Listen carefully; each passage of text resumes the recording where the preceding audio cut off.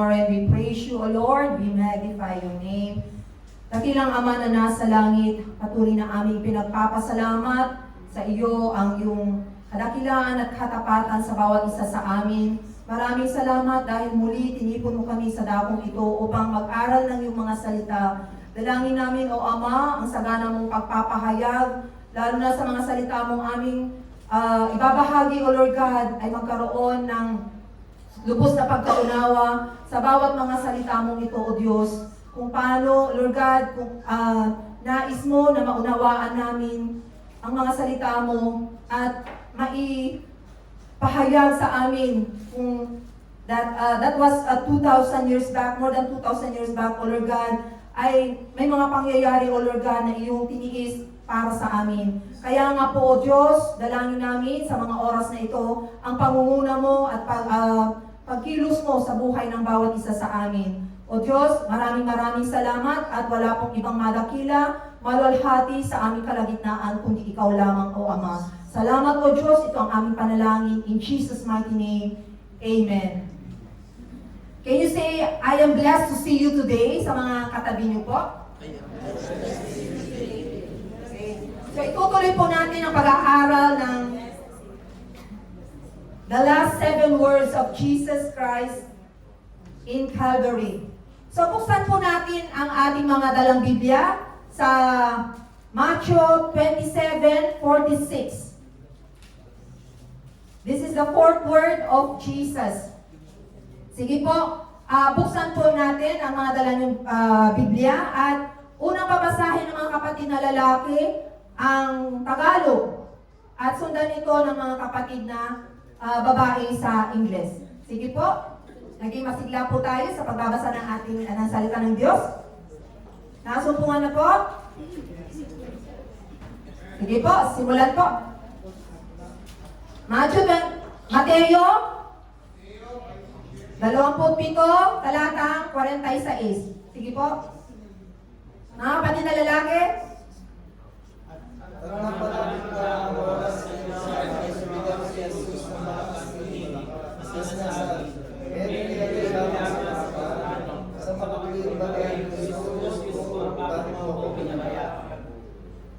And about the 9th hour, Jesus cried with a loud voice, saying, Eli, Eli, lama sabachthani. That is to say, my God, why hast thou forsaken me? My God, why hast thou forsaken me? They came from the lips of Jesus, who at that very moment experienced the most intense pain of his sufferings. These words that shake heart. Jesus, the Son of God, the one who healed the sick, the one who raised the dead, the one who forgave sinners, now hangs on the cross, crying out loud in apparent abandonment. This cry is not merely a cry of pain, but a deepest revelation of salvation. Today, we must ask, why did Jesus say these words? Second, did the Father truly abandon His Son? What does this cry mean for our own suffering? On the cross, our beloved Savior endured many horrid types of pain. The blunt spikes that ripped through His hands and feet, the cruel mockery of the crowd, the thorns that pierced His brow.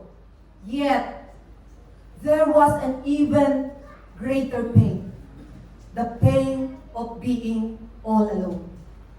My God, kung napansin niyo po ito, He did not pray, my Father. In His first saying, He cried, Father, forgive them. In His last, He would say, Father, into Thy hands I commit my spirit. But here, He calls out, my Father. But, my God. Why? What's the reason? as it has been mentioned from the previous last 3 words, it has been prophesied. No? Lahat ng mangyayari sa ating Panginoong Jesus ay i-prophesy na, nasambit na ng mga naunang mga propeta. And dito makikita natin, buksan po natin ang Psalm 22 verse 1 and 2. Sabay-sabay pong basahin. Sige po. Sa English, my God, why hast thou forsaken me? Why art thou so far from helping me, and from the words of my ruling? O my God, I cry in the daytime, but thou hearest not, in the night season, and am not silent. So, mababasa po natin dito na prophesy na siya sa mga awit at ang Panginoong Jesus has fulfilled the prophecy. Sa mga talatang ito ay nabanggit ang pananahimik ng Diyos Ama. Sa mga pagkakataong tumatawag si Jesus, wala siyang tulong na tinanggap, walang sagot mula sa Diyos. He desperately asked for help, but it did not come.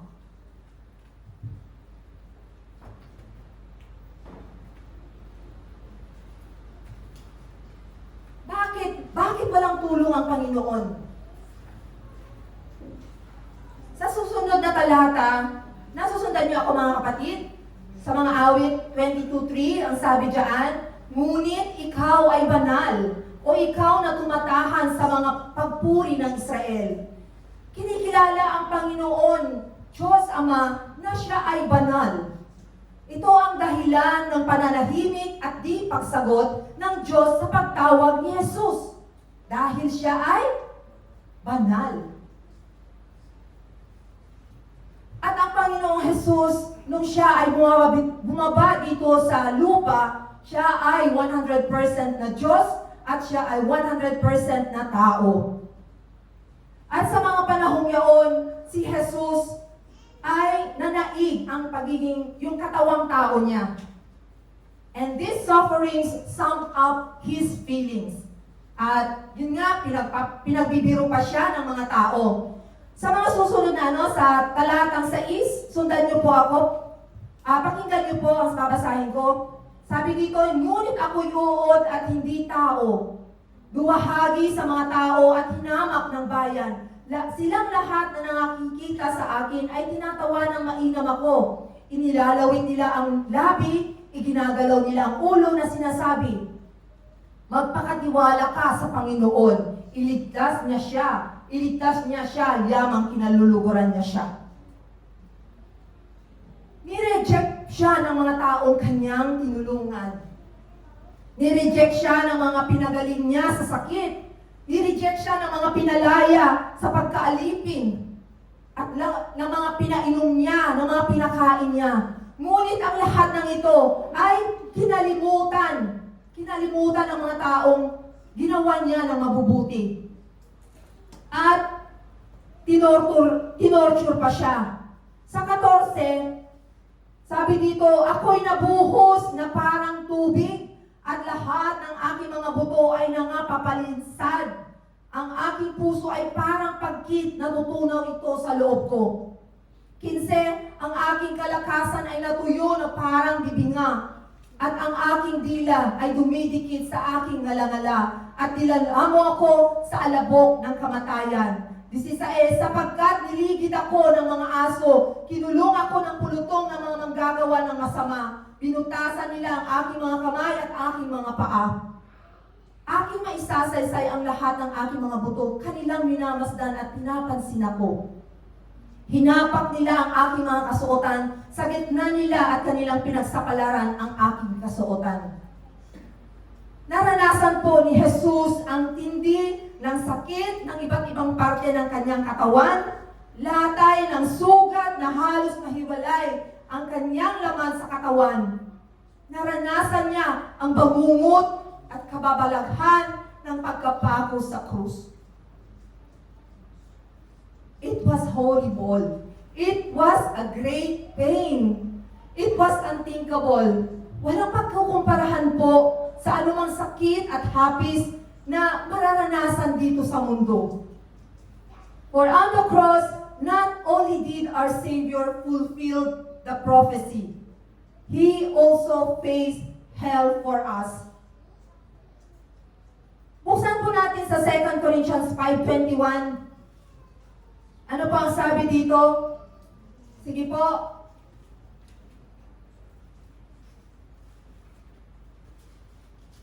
Nakita na po ng mga kapatid. Basahin po natin ng sabay-sabay. Yaong hindi nakakilala na kasalanan ay kanyang inaring kaisala dahil sa atin upang tayo maging sa kanya ay katwiran ng Diyos. He had made Him to be sin for us who knew no sin, that we might be made the righteous of God in Him. Despite all the things that God has done for us, for the humanity, ganun ang nangyari. Sabi ng Panginoon, I am the good shepherd, and the good shepherd giveth his life for the sheep. Naging pastol siya. Naging pastol siya sa atin. At sabi nga tayong lahat na gaya ng mga tupa ay naligaw. Tayo ay tumungo sa Kanya, sa bawat isa sa Kanyang sarili daan at ipinasan sa Kanya ang Panginoon ang kasamaan nating lahat. Sa sumpa ng kautusan ay tinubos tayo ni Kristo na naging sumpa sa ganang atin sapagkat nasusulat, sabi nga sinusumpa ang bawat dinibitay sa punong kahoy. At siya rin ang nagdala ng ating mga kasalanan sa kanyang katawan sa ibabaw ng kahoy upang pagkamatay natin sa mga kasalanan ay mga buhay tayo sa katwiran. There on the cross, Jesus took our sin for us. No more than that. He became sin for us. He endured hell for us in our place. Para po sa atin, Jesus carried the sin of the world, of the people who He loved, of the people who are full of, or who were full of pride, full of hatred, full of betrayal, full of violence. Inako lahat ng Panginoong Jesus ang lahat ng mga kasalanan ito. While alone on the cross, Jesus felt the anguish of sin. Emotional stress, emotional pain, mga hapis, mga hirap, ano pa? Mga pighati na naranasan ng ating Panginoong Jesus. Though they are temporary, or yet we say it's a temporary separation from the Father God, but yet so intense. Grabe. No?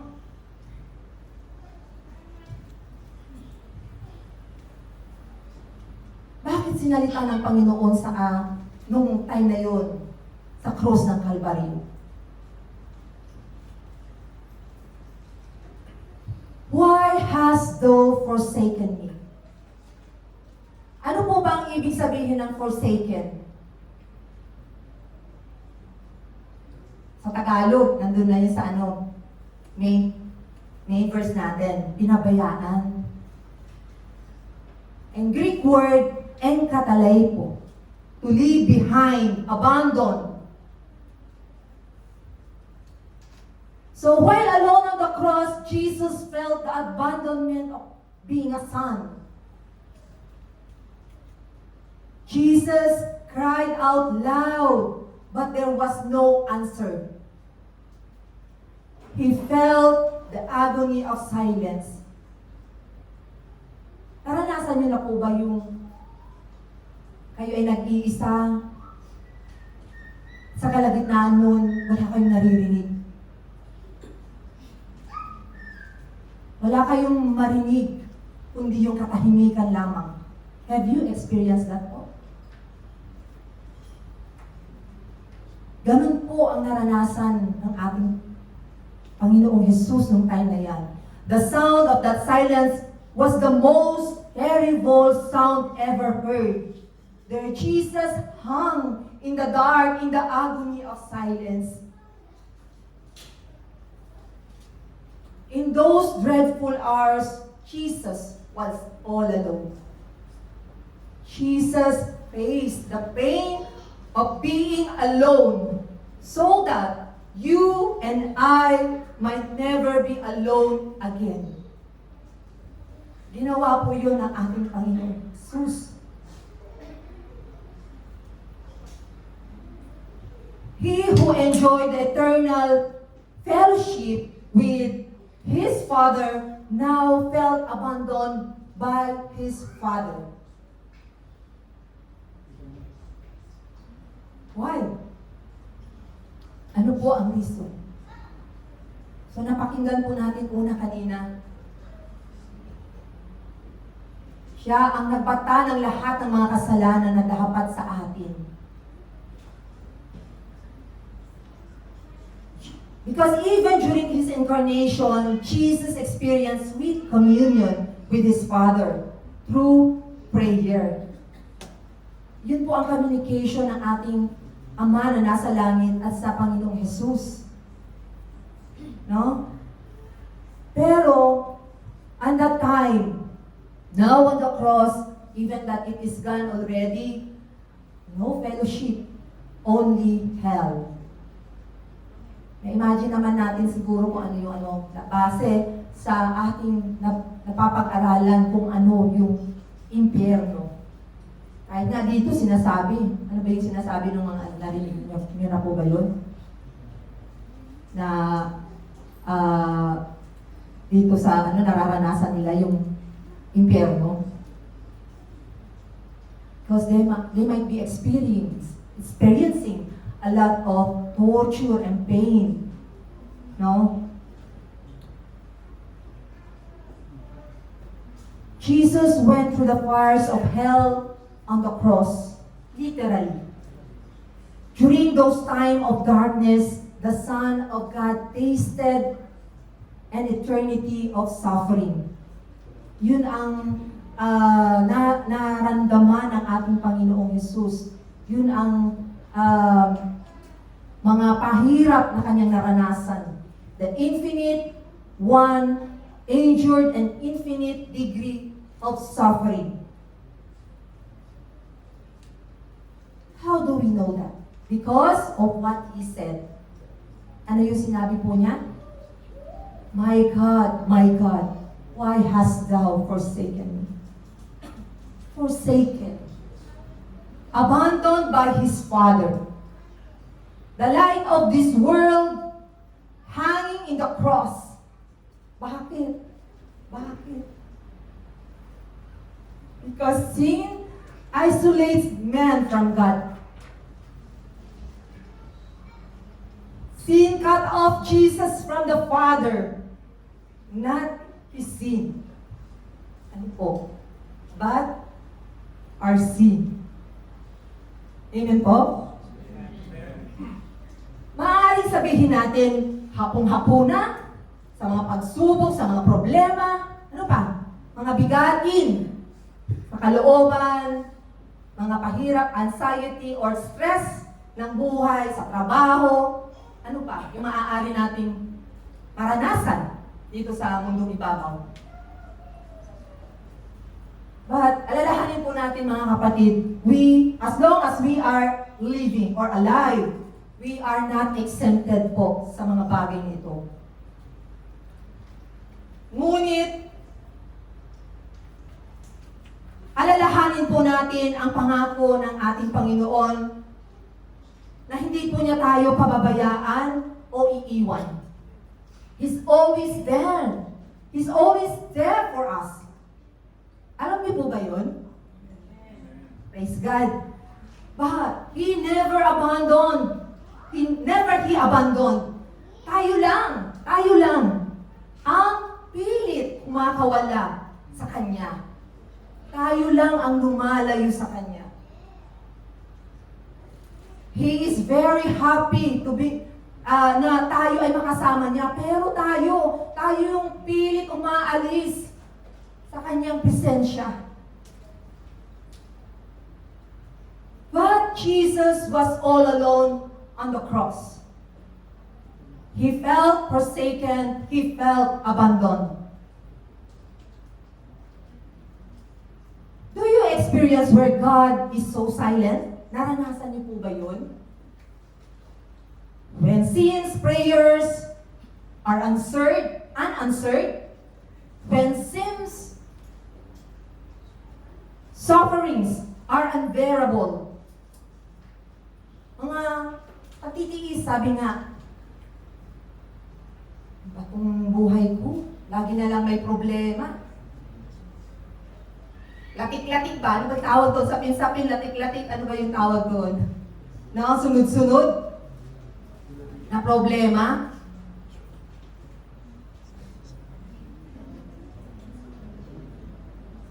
It has been prophesied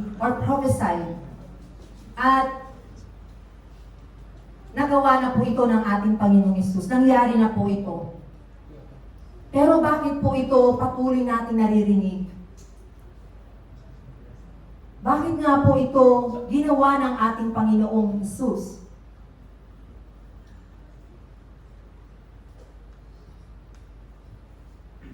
Jesus has all His wholehearted obedience dun sa plano ng ating Diyos. He chose to obey the word of His Father. Alam niya po yun, as we have heard, na sinabi na Pastora kanina. But, ano po yung for once and for all, upang ang sinuman sa atin ay hindi na maranasang mag-isa. Hindi na maranasang maabandona, lalo na sila. Sino yung sila? Sino po yung sila na tinutukoy dito? Tayo. Tayo na Kanyang inaring anak. Dahil yung pangako po ng ating Panginoong Hesus. How did the crowd respond to Jesus' word? They responded in mocking rejection. Some thought He was calling Elijah, sabi niya. He was calling for Elijah. At sabi nga, they are waiting. They are watching him if Elijah would come to rescue. Kung tutulungan ba siya ni Elijah na sinasabi doon? Na ang pagkaunawa ay si Elijah, ang tinatawag ni Jesus ng mga panahon yun. So, tutulungan daw ba siya ni Elijah na kanyang tinatawagan? One of them also ran and got a sponge of vinegar wine. Is it out of mercy? Dahil ba gusto nilang tulungan si Jesus ng mga panahong yun? Hindi po. Hindi po. Kundi to dull the pain. Dahil yung nila, baga parang i-anesthetize. Tatanggalin nila saglit yung pain na nararanasan niya. So, sabi nga, so he wouldn't die too soon. He wouldn't die too soon to prolong his agony. Jesus was all alone. Maaaring sabihin mo, napakawalang puso naman ang mga gumawa niyan. Naisin niyo po ba yun? May tanong ako, kapatid. What have you done to Jesus? Ikaw lang ang makakasagot nito. challenge I want everyone to do from this day on. First, let us thank Jesus. Sabihin natin, ginagawa ko naman lagi yan, napapasalamat ako sa Panginoon. Let us always be grateful. We deserve the hell He took. God will never forsake us because God forsook His Son on our behalf. Sabi nga dito, my God, why hast thou forsaken me? Why did Jesus utter this cry? So that you and I would never have to utter it. Di na po natin babanggitin yun. Amen po? Dahil may pangako ang ating Diyos. Second, let us learn from Jesus. We all go through grief, times of grief and pain, times where we feel alone, as if God has forgotten us. Nasaan ang Panginoon? Nananalangin naman ako, pero bakit hindi nasasagot ang mga panalangin ko? We must learn from Jesus' example. Ano po ang marapat natin gawin? Ano po ang ginawa ng ating Panginoon bago siya napako sa krus? Siya po ay patuloy na nanalangin. So I must say that we must turn to the Word of God, to the Scripture, and pray. Amen? So we must read the Bible and remember His promises. We must turn to God, not to walk away from Him. Amen po? Third, let us hate the sin that brought the agony in Jesus. Kung nabigyan niyong pansin kung paano yung pahirap na dinanas ng ating Panginoong Jesus during the crucifixion. He is all alone. Ang kasalanan ng sanlibutan, kasalanan po natin, ang siyang naglagay sa ating Diyos sa krus. So sin took our beautiful Lord, our Savior, to the tree. Kung ating pakaalalahanin ang lahat ng sinapit, binata ng Panginoong Jesus sa cross ng Kalbaryo, nawa magdulot ito upang muli pakaibigin mo siya at muli mo siyang paglingkuran, muli mo siyang mahalin, muli mo siyang sambahin sa iyong puso, sa iyong buhay, at maging warning at turning point ng bawat isa sa atin upang huwag na po nating balikan at muling mahalin ang kasalanan na naghatid sa pagkapako ni Jesus sa krus. Narinig niyo po ako mga kapatid? Tama na po. Huwag na po nating ulit-ulitin nasaktan ang ating Panginoon. Let us forsake and flee from sin. Let us love Him truly and seriously. Wala na pong oras. Nasa mga huling araw na tayo. Oras ng pag-aantay ng muling pagbabalik ng ating Panginoong Jesus. Sabihin niyo nga po sa katabi niyo, Jesus loves you. Jesus loves you. Salamat po sa ating Diyos. Hallelujah.